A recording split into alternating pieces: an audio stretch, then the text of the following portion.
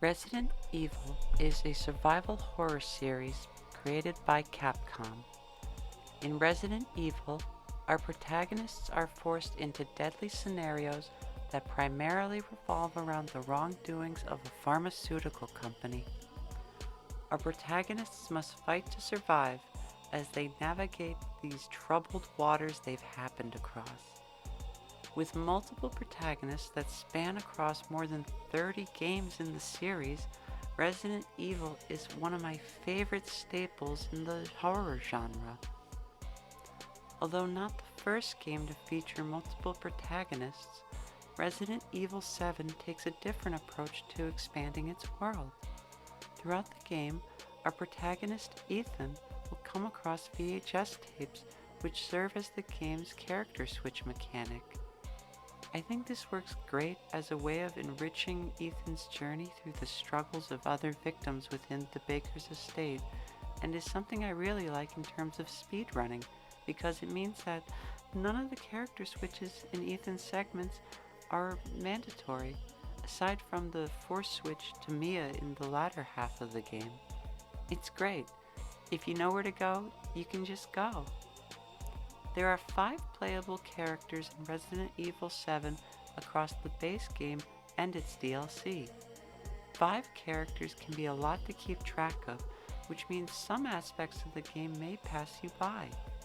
Events may not be clear on a first playthrough, and while most players overlook a piece of intel or a collectible, most players also overlook who I consider to be the most underrated character in Resident Evil VII, Clancy Jarvis, our unsung hero, arguably the most unlucky cameraman ever. Their experience with the Bakers is well documented in the base game. It's nice, and I often look at Clancy's tapes as bookends for their journey.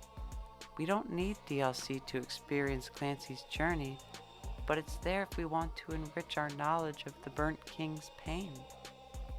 In the first of these bookends, we see Clancy explore the derelict house footage that we start at near the beginning of the game. This tape ends on a shot of Jack Baker's leg, implying that Clancy has met their doom. Contrary to that, as we progress through the game, we can find a note that says Clancy is still alive by the time Ethan discovers Mia. The VHS tapes found throughout the game work as a way to give the player a little tease of what to expect from the next area of the game. When we watch Clancy's tapes, we get a glimpse at Jack Baker before Ethan's meeting in the attic, and we get answers needed to not die in an escape room later in the game. And in between these bookends is the Clancy Trilogy DLC.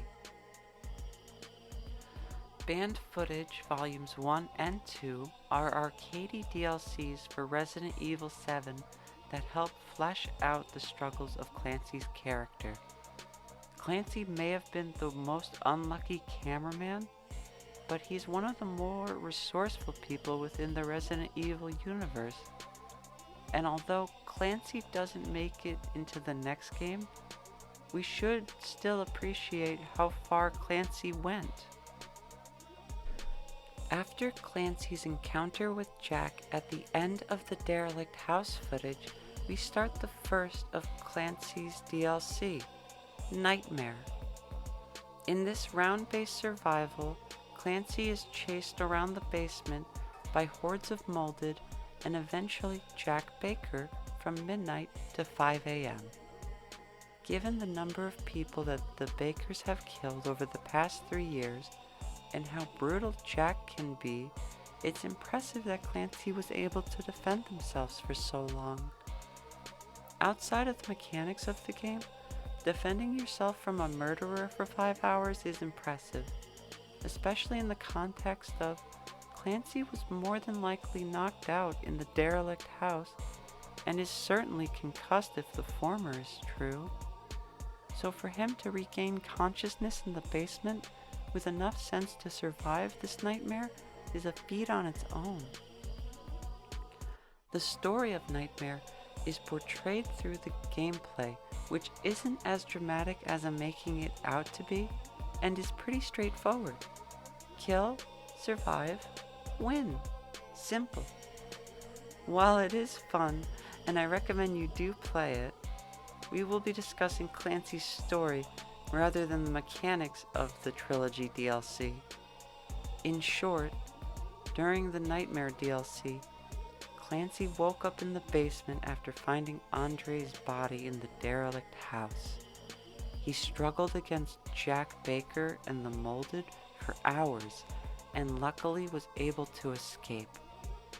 Unfortunately, after Nightmare ends, Clancy is immediately captured by Marguerite and taken upstairs to the master bedroom.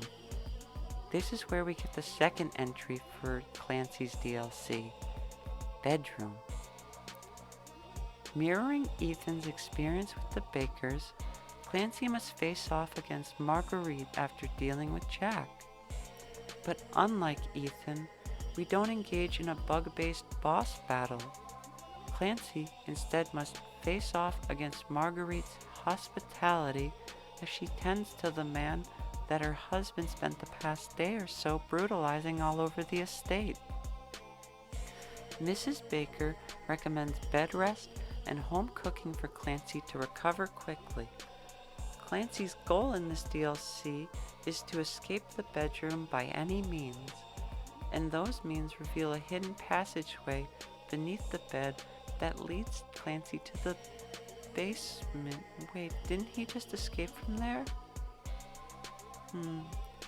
The wiki states the flow of events as such: derelict house footage, nightmare, bedroom, 21, and finally, happy birthday. And while I respect the wiki, I've always felt that the DLC should have been played bedroom, nightmare, and then 21.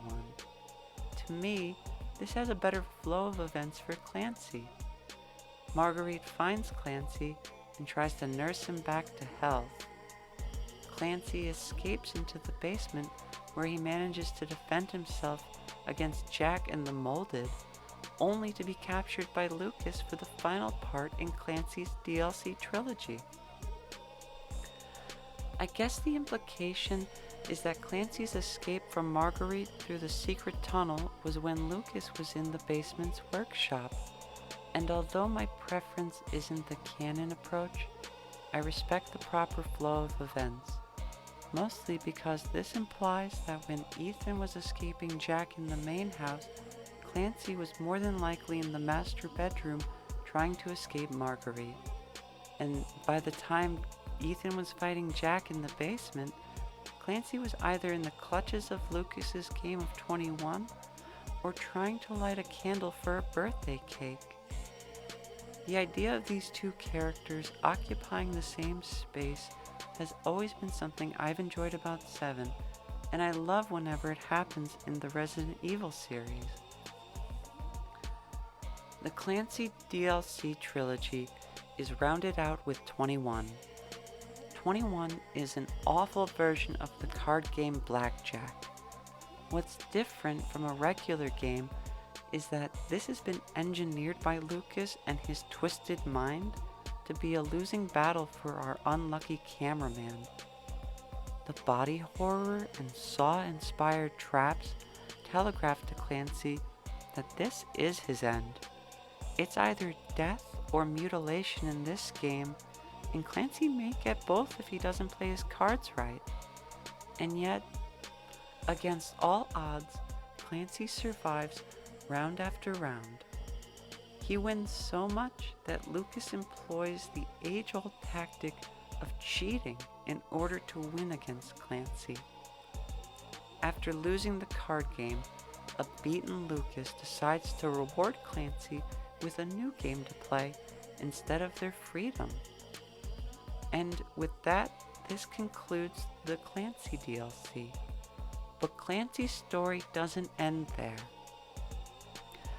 Clancy's conclusion, curiously, is concealed in the VHS tape Happy Birthday. At the start of Happy Birthday, Lucas mentions to Clancy that they're really lucky. You are one lucky son of a bitch. Now, in the context of Ethan watching Happy Birthday, we're not precisely sure what Lucas means when he says this. It's inferable, but it's not knowable to Ethan, and may feel like a throwaway line.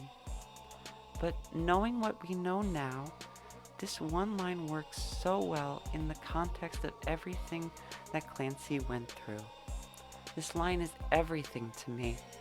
Lucas recognizes that Clancy made it past both of his parents, as well as his own rigged game of 21. If Clancy survives any longer, he could probably help Zoe make a cure to put an end to this whole thing. Lucas feels threatened by this and decides to kill Clancy in the most unfair way, burning him alive. And this is what's so messed up about the end of Clancy's arc, because Clancy did everything right. If Lucas didn't block off the hallway, Clancy would have survived. He completed the puzzle, but the puzzle was designed to kill him.